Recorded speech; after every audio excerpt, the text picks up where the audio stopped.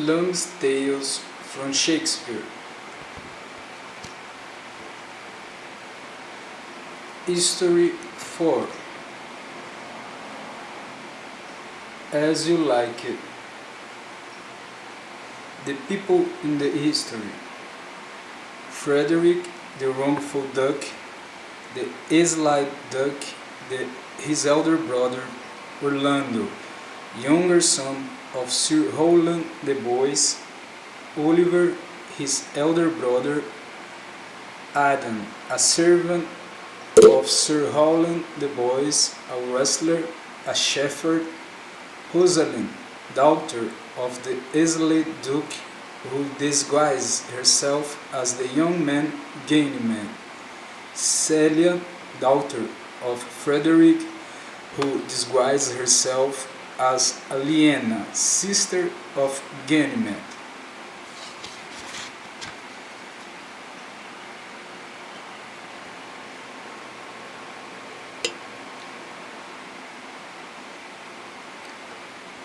Celia and Rosalind watched the wrestling match. As you like it. This is the fourth history in this book. A long time ago, there reigned in a certain division of France a duke, who had driven out his elder brother, the lawful ruler. In the forest, the duke, who was thus deposed, went with a few faithful followers to the forest of Arden, and here lived with his loving friends, who had left home willingly for his sake. While their land and property made rich the false brother, and the life of careless ease they led, here soon seemed sweeter to them than the splendor of a court. Here they lived like the old Robin Hood of England, and to this forest many noble youths daily came from the court, and passed the time carelessly, like those who lived in the garden golden age long ago. In the summer they lay along under the fine shade of the large forest trees, watching the playful sports of the wild deer, and so found were they of these pure creatures that they did not like killing them for their food. When the cold winds of winter made the duke feel the change of his fortune, he would bear it and say, "These cold winds which blow up upon my body, and true friends, they tell me my condition truly, and though they beat sharply, their tooth is nothing like so keen as that the own of the unkind and unthankful." In this manner did the duke draw a useful lesson from everything that he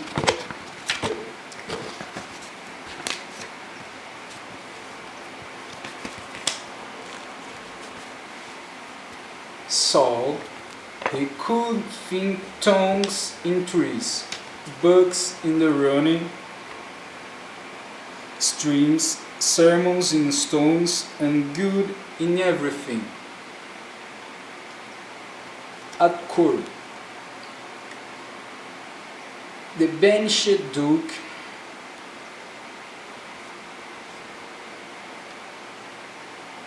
had an only daughter named Rosalind, whom the wrongful duke, Frederick, when he drove out her father, still kept in his court as companion for his own daughter Celia. A close friendship had grown up between these ladies, which the quarrels of their fathers did not break. Celia tried by every kindness in her power to repay Rosalind for the injustice of her own father, and whenever he thought of her father's sorrow made Rosalind sad. Celia's whole care was to comfort and cheer her. One day, when Celia was talking in her usual kind manner to Rosalind, a message came from the Duke to tell them that if they wished to see a wrestling match which was just going to begin, they just must come at once to the court before the palace, and Celia, thinking it would amuse Rosalind, agreed to go and see it. In those times, wrestling was a favorite sport even in the courts of princes, and before their fair ladies and princesses to this wrestling match. Therefore, Celia and Rosalind went. They found that it was likely to prove a very terrible sight, for a large and powerful man who had been long practiced in the art of wrestling and had killed many men in struggles of this kind, was just going to wrestle with a very young man who it seemed would certainly be killed. When the Duke saw Celia and Rosalind, he said, "What daughter and niece have you come to see the wrestling? You will take little delight in it. There is such a difference between the men. In pity for this young man, I would wish to turn him from wrestling. Speak to him, ladies, and see if you can move him." The ladies were well placed to try. First Celia begged this young stranger that he would leave the attempt, and then Rosalind spoke kindly to him, that instead of giving up his purpose, he only thought how he could prove his courage in this lovely lady's eyes. And he said, "I am sorry to deny such beautiful ladies anything, but let your fair eyes and gentle wishes go with me to the trial. If I am conquered, well, I was never happy. If I am killed, well, I am willing to die. I shall do my friends no wrong, for I have none to weep for me. I shall do the world no harm, for in I have nothing. For I only take up a place in the world which may be better filled when I have made it empty." The match. And now the wrestling match began. Celia wished the young stranger might not be hurt, but Rosalind felt most for him. She thought that he was like herself, unfortunate, and she pitied him so much and took so deep an interest in his danger while he was wrestling that she was almost in love with him already. The kindness shown to his unknown youth by these noble ladies gave him courage and strength so that he did wonders, and in the end the others was defeated and so much hurt that for a while he could not speak or move. The Duke Frederick was much pleased with the courage and skill shown by this young stranger, and wished to know his name and family, meaning to take him under his care. The stranger said his name was Orlando, and he was the youngest son of the Sir Rowland de Bois. Sir Rowland de Bois, the father of Orlando, had been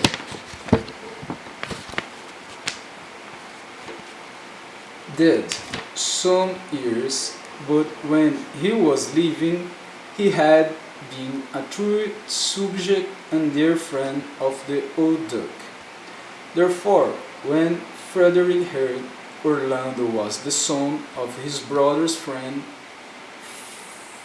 all his liking for this brave young man was changed into dislike, and he left the place in anger, hating to hear the very name of any of his brother's friends, and yet still admiring the courage of the youth. He said, as he went out, that he wished Orlando had been the son of any other man.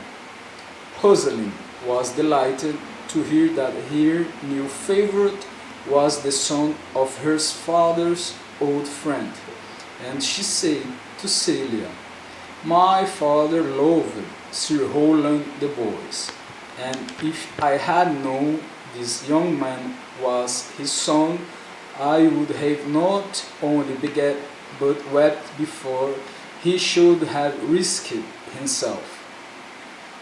The ladies then went up to him, and seeing him troubled by the sudden anger shown by the duck, they spoke kind words to him. And Rosalind, when they were going away, turned back to speak again to the brave young son of her father's old friend. Taking a chain from off her neck, she said, Sir, wear this for me. I wish I could give you a more valuable present. Orlando. When the ladies were alone, Rosalind's talk was still of Orlando, and Celia began to see her cousin and falling in love with him. So she said to Rosalind, is it possible you should fall in love so suddenly? Rosalind replied, the duck, my father, loved his father dearly. But, said Celia, does it therefore follow that you should love his son dearly? For then I ought to hate him, for my fathers hated his father. Yet I do not hate Orlando. Frederick was angry at the sight of Sir Rowland the boys. Son, which reminded him of the many friends the banished duke had among the nobles. He had been for some time displeased with his niece, because the people praised her for her virtues and pitied her for her good father's sake. So now he suddenly broke out against her, and while Celia and Rosalind were talking of Orlando, he came into the room, and with looks full of anger ordered Rosalind at once to leave the place, the palace, and follow her father, and told Celia, who in vain prayed for her, that he had only allowed Rosalind to stay for her sake. I did not then, said Celia, ask you to let her stay, for I was too young at that time to value her, but now I know her worth. We have so long slept together, risen at the same instant, learned, played, and eaten together. I cannot live it without her. Frederick replied, she is too clever for you. She makes the people pity her. You are a fool to beg for her, for you will seem more bright and virtuous when she is gone. Therefore do not open your lips in her favor, for the judgment which I have passed upon her cannot be changed. Flight. When Celia found they could not move her fathers to let Rosalind remain with her, she resolved to go with her, and leaving her father's palace, That night she went along with her friend to seek Rosalind's father, the true duck, in the forest of Arden. Before they set out, Celia thought that it would be unsafe for two young ladies to travel in the rich clothes they then wore. She therefore said that they should dress themselves like country maids. Rosalind said it would be a still better thing if one of them was to be dressed like a man, and so it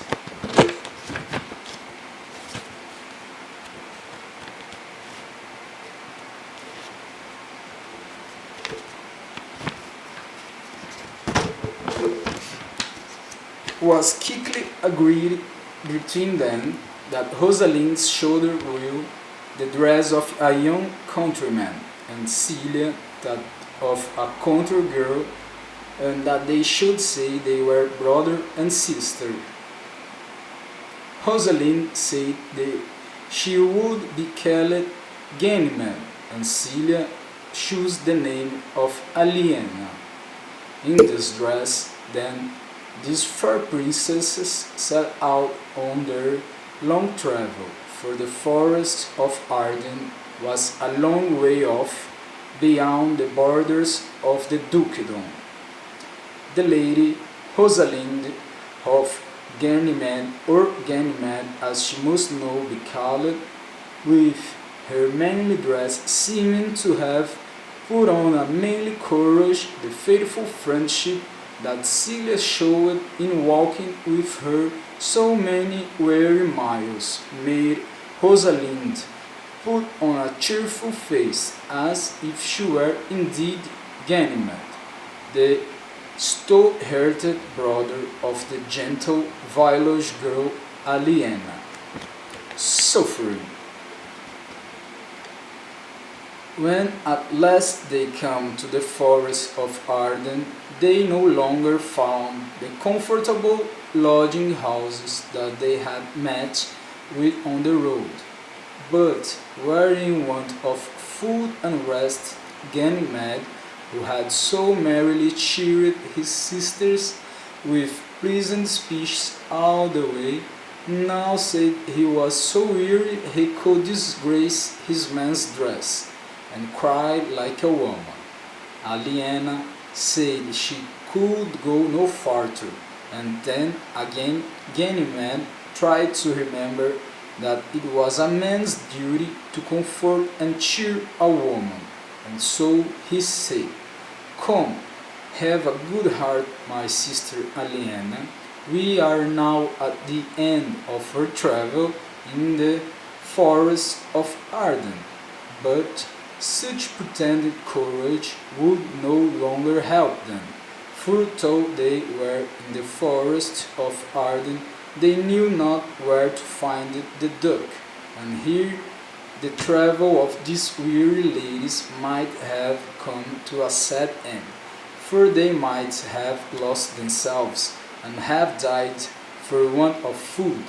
But happily, as they were sitting on the grass, nearly dead with weariness and hopeless of any help, a countryman chanced to pass that way, and Ganymede once more tried to speak with a manly boldness, saying, "Stafford, will love or gold in this lonely place bring us food and shelter? I pray you take us where we may rest ourselves, for this young maid, my sister, is tired with traveling and faint for want of food."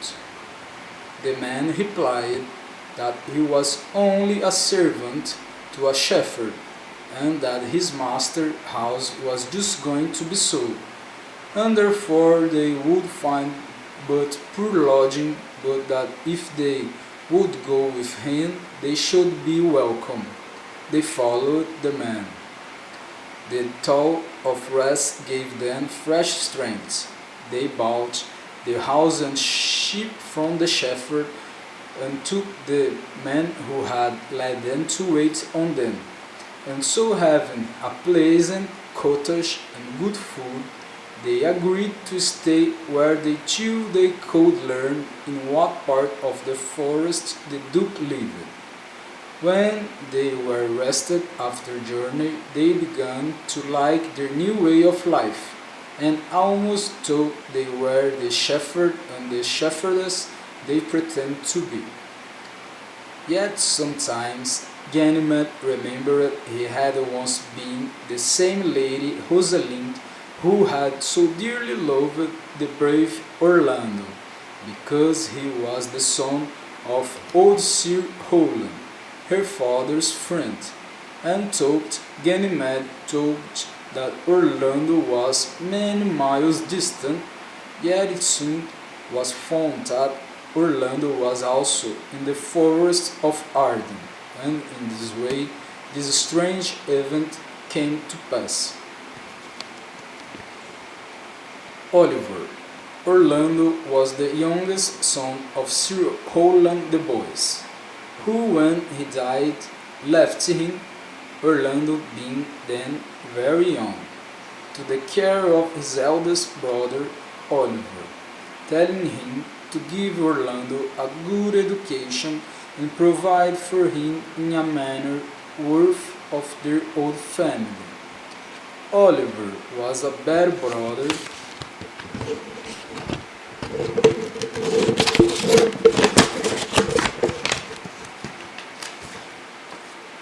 and he never sent his brother to school, but kept him at home untaught and quite uncared for. But in his nature, Orlando was so much like his father that even without any good education, he seemed well educated, and Oliver so hated him that at last he wished to kill him, and so set him to wrestle with the famous wrestler who had killed so many men. No, it was this brother's cruel treatment of him which made Orlando say he wished to die, being so friendless. When Orlando threw the wrestler instead of being killed by him, Oliver swore he would burn the room where Orlando slept.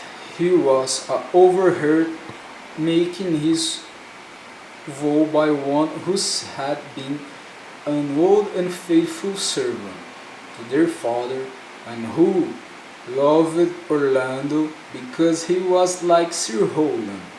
This old man went out to meet him when he turned from the Duke's palace, and when he saw Orlando, his dear young master's danger made him cry out, "Oh, my gentle master, my sweet master, oh, your memory of old Sir Rowland, why are you virtuous, why are you gentle, strong, and brave? And why would you be so foolish as to overcome the famous wrestler? Your praise is come too quickly home before you." Orlando, wondering that what all this meant, asked him what was the matter, and then the old man told him how his wicked brother, hearing the fame he had won by his victory in the Duke's palace, intended to kill him by setting fire to this room that night, and warned him to fly at once. Knowing Orlando had no money, Adam, for that was the good old man's name, had brought out with him his own little bag of savings, and he said, "I have 500 pounds saved under your father, and laid by to keep me when my old limbs should become unfit for service. Take that, and may he that feeds the ravens be comfort to my age. Here is the gold. All this I give it to you. Let me be your servant." thought I look old, I will do the service of a younger man in all your need.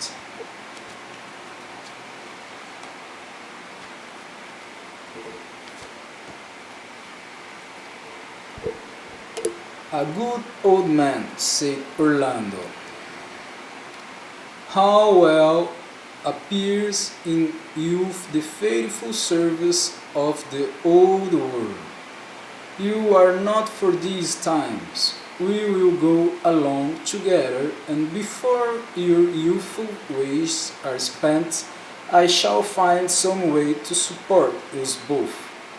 Together, then, this faithful servant and his loved master set out, and Orlando and Adam travelled on, uncertain which way to go, till they came to the forest of Arden, and there they found themselves in the same pain for want of food as Ganymede and Aliena.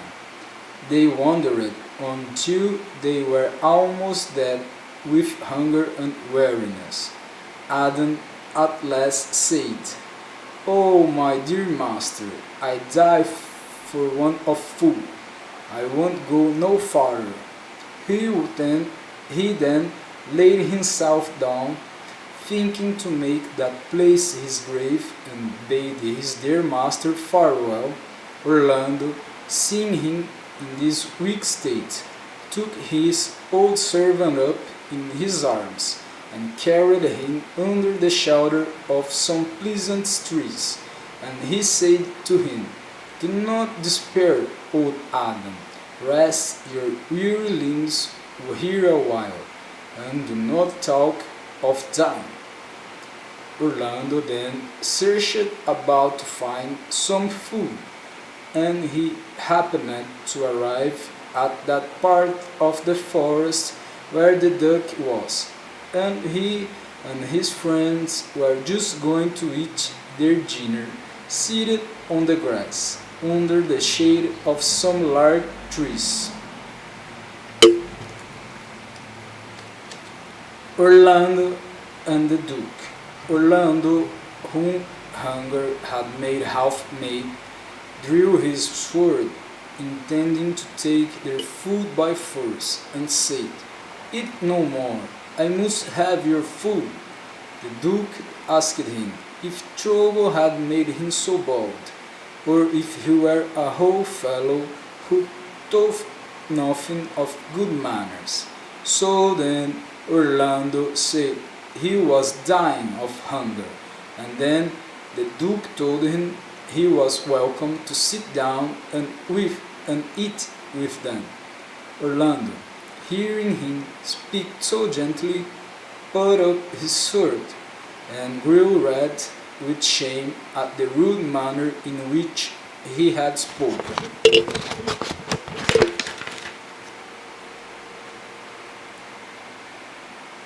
"Eat no more, I must have your food."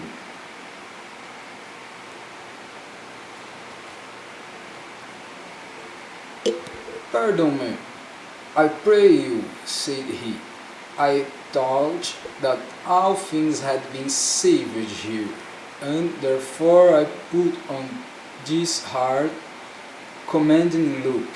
But whoever you are, if ever you have looked on better days, if ever you have been where bells have rung to church, if you have ever sat at many good men's feasts, if ever from your eyelids you have wept a tear, and now what it is to pity or be pitied, may gentle speech no more you to do me kindness."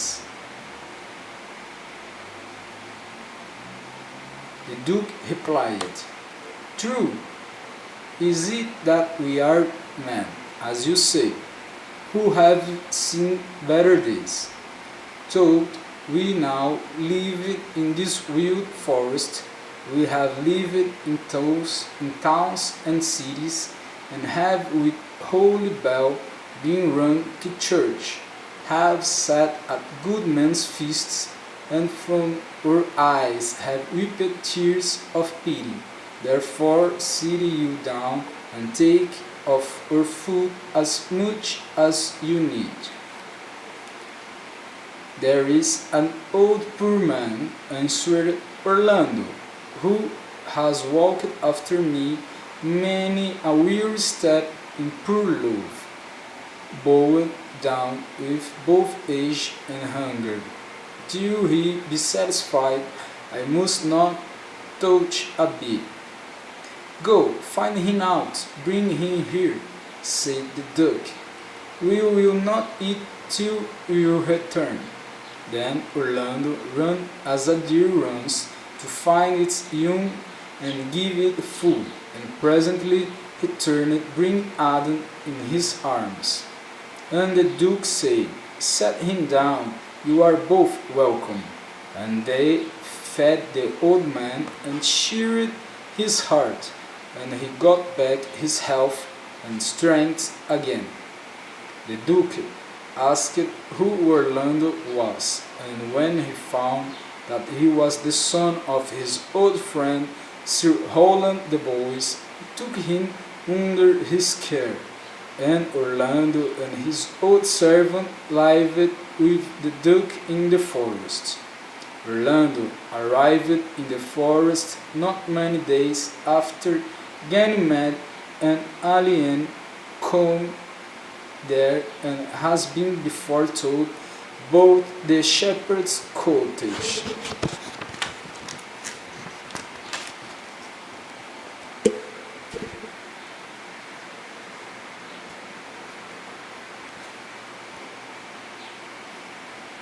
Poems on trees.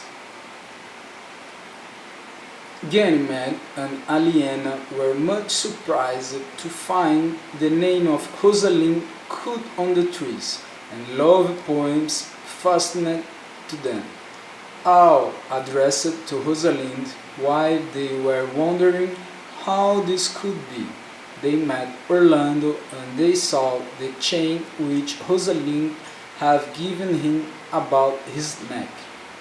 Orlando did not know that Ganymede was the fair princess Rosalind, who, by her noble kindness and favor, had so won his heart that he passed his whole time in cutting her name upon the trees, and writing poems in praise of her beauty. But being much pleased with the graceful air of this pretty shepherd youth, he began to talk with him. He thought he saw likeness in Ganymede to his beloved Rosalind, but that he had none of the fine manners of that noble lady. For Ganymede put on the manners often seen eerie youths when they were between boys and men, and with much laughter talked to Orlando of certain lover, who, said he, lives in our forests and spoils our young trees, which couldn't Rosalind upon them. And he hangs poems on the bushes all praising this same Rosalind. If I could find this lover, I would give him some good advice that would soon cure him of his love. Orlando said that he was the foolish lover of whom he spoke, and asked Ganymede to give him the good advice he talked of. The cure Ganymede offered, and the advice he gave him, was that Orlando should come every day to the cottage where he and his sister Aliena dwelt. And then, said Ganymede, I will pretend that I am Rosalind, and you shall pretend to make love to me in the same manner as you would do if I was Rosalind. And then I will copy the strange ways of ladies to their lovers, till I make you ashamed of your love, and this is the way I propose to cure you. Orlando had no great faith in the cure, yet he agreed to come every day to Ganymede's cottage and do as he said. And every day Orlando visited Ganymede and Aliena, and Orlando called the shepherd Ganymede his Rosalind, and every day talked over all the fine words which young men delight to use to their ladies. It does not appear, however, that Ganymede made any progress in curing Orlando of his love of Rosalind, though Orlando told all this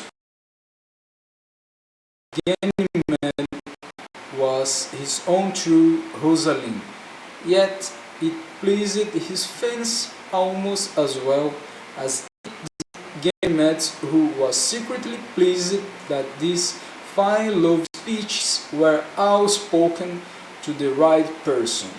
In this way many days passed pleasantly, on which these young people and the good-natured Aliena, seeing it made Ganymede happy, let him have his own way, and did not care to remind Ganymede that the lady Rosalind had not yet made herself known. To the Duke her father, Ganymede met the Duke one day, and had some talk with him, and the Duke asked of what family he came. Ganymede answered that he came of as a goodly and family as he did. This made the Duke smile, for he did not think the pretty shepherd boy come of royal blood. Then, since the Duke looking well and happy, Ganymede was content to put off her story for a few days longer. Good for evil. One morning, as Orlando was going to see Ganymede, he saw a man lying asleep on the ground, with a large green snake twisted about his neck. The snake, seeing Orlando approach, went quickly away among the bushes. Orlando went nearer, and then he found a lioness lying with her head on the ground, with a cat-like watch, waiting till the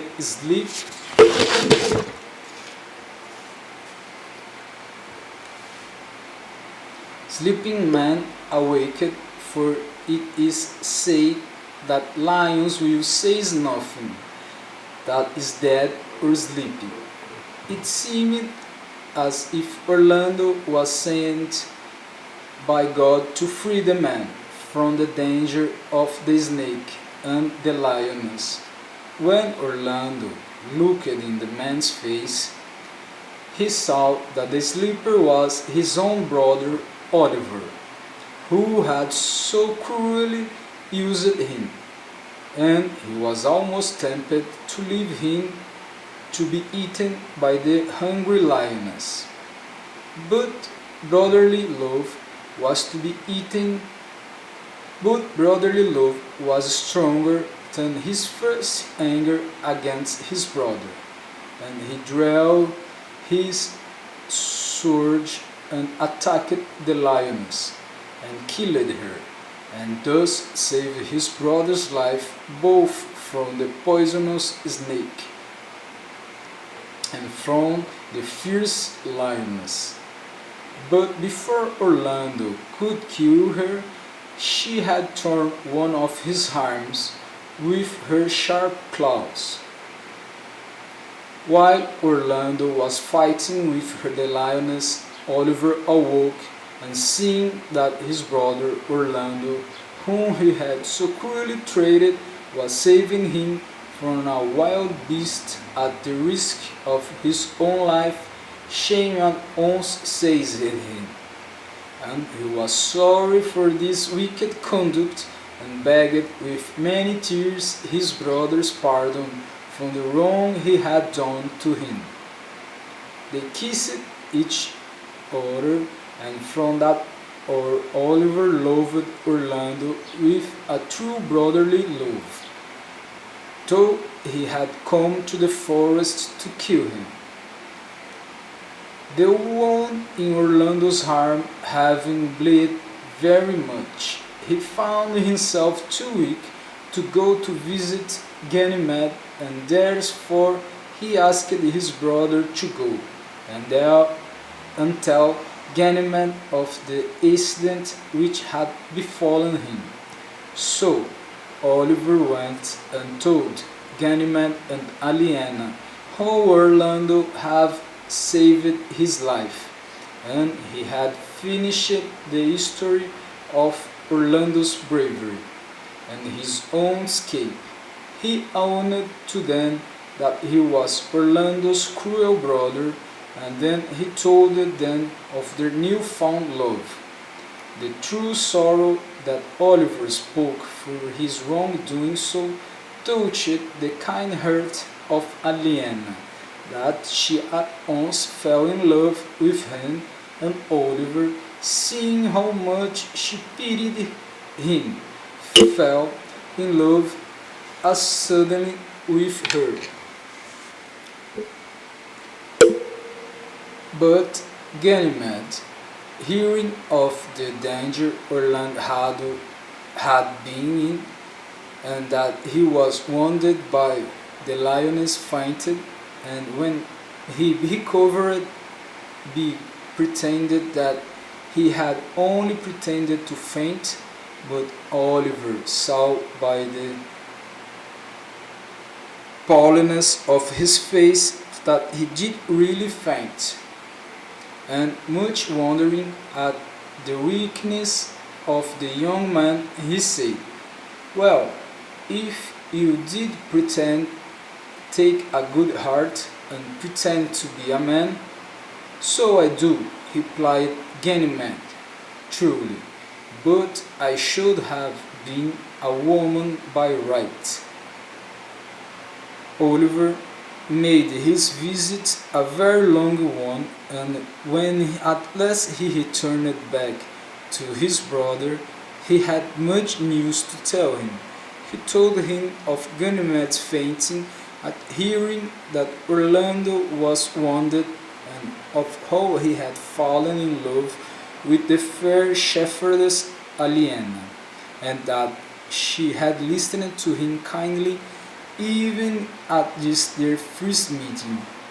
And he talked to his brother as of if a thing almost settled, that he should marry Aliena, saying that he so well loved her that he would live there as a shepherd and give his lands and house to Orlando.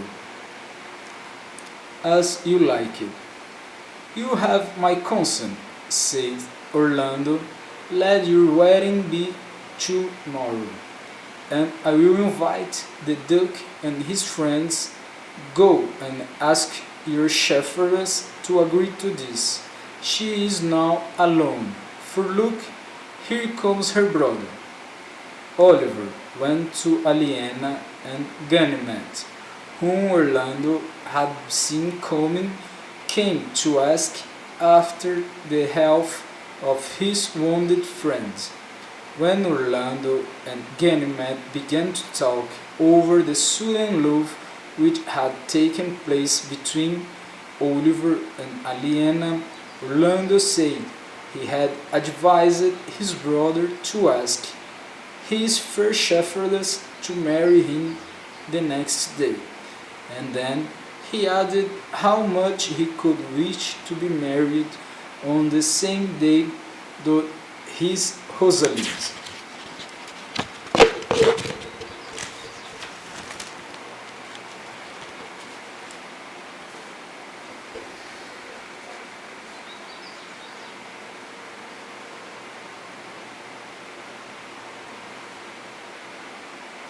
Ganymede said that if Orlando really loved Rosalind as well as he said, he should have his wish, for on on the morrow he would make Rosalind appear in her own person, and Rosalind should be willing to marry Orlando. This, he said, he would bring to pass by the aid of magic which he had learned from an uncle who was a famous magician. The fond lover Orlando, half believing and half doubting what he heard, asked Ganymede if he spoke truly. By my life I do, said Ganymede.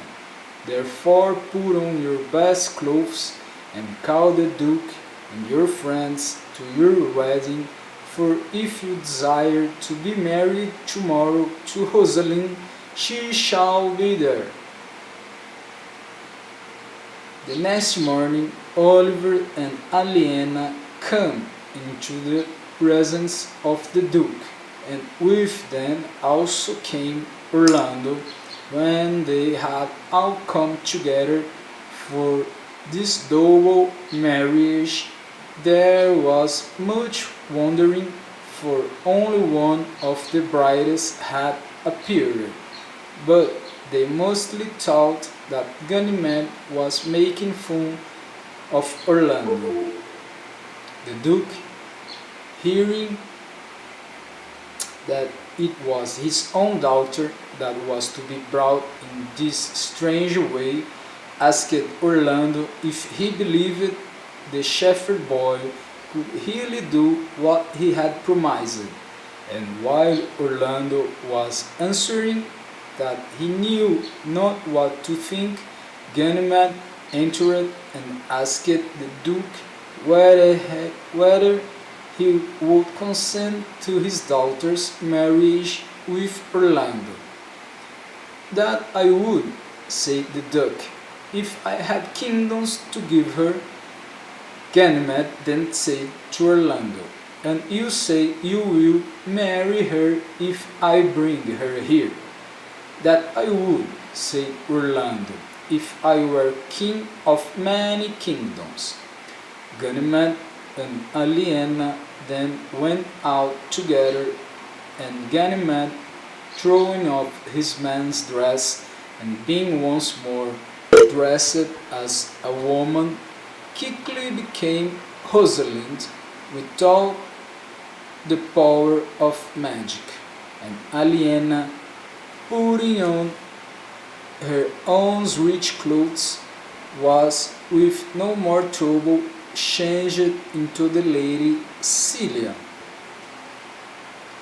While they were gone, the Duke said to Orlando that he thought the shepherd Ganymede very like his daughter Rosalind, and Orlando said he thought so too.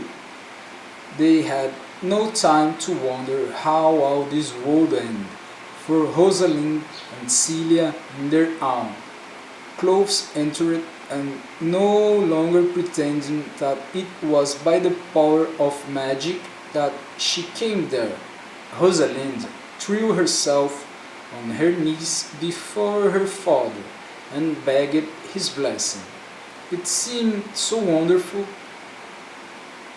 to all present that she should so suddenly appear that it might well have passed for magic. But Rosalind told him how she had left the palace, and lived in the forest as a shepherd boy, with her cousin Celia as her sister. The Duke gave his consent to the marriage, and Orlando and Rosalind, Oliver and Celia were married at the same time, and thought their wedding could not be celebrated in this wild forest with any splendor. Yet a happier wedding day was never passed, and while they were eating under the cool shade of the pleasant trees, a messenger arrived to tell the Duke the joyful news that his dukedom was given back to him. Frederick angry at the flight of his daughter Celia, had put himself at the head of a large force, and advanced towards the forest intent to seize his brother, and put him with all his faithful followers to the sword.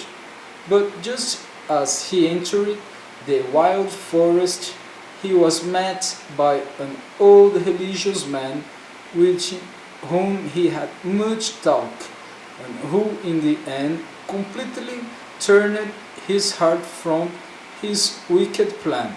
He became truly sorry and resolved to give up his dukedom to spend the rest of his day in a religious house. His first act was to send a messenger to his brother, as has been told.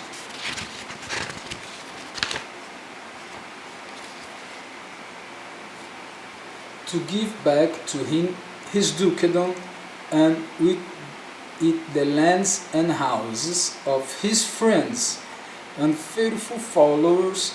This joyful news came just in time to perfect the joy of all who were at the wedding of the princesses. Celia wished her cousin joy very sincerely, though Rosaline, not she, was now to be rich. The Duke was now able to reward two true friends who had stayed with him in the forest, and these worthy followers, though they had patiently shared his troubles, were very well pleased to return in peace and happiness to the palace of their lawful duke.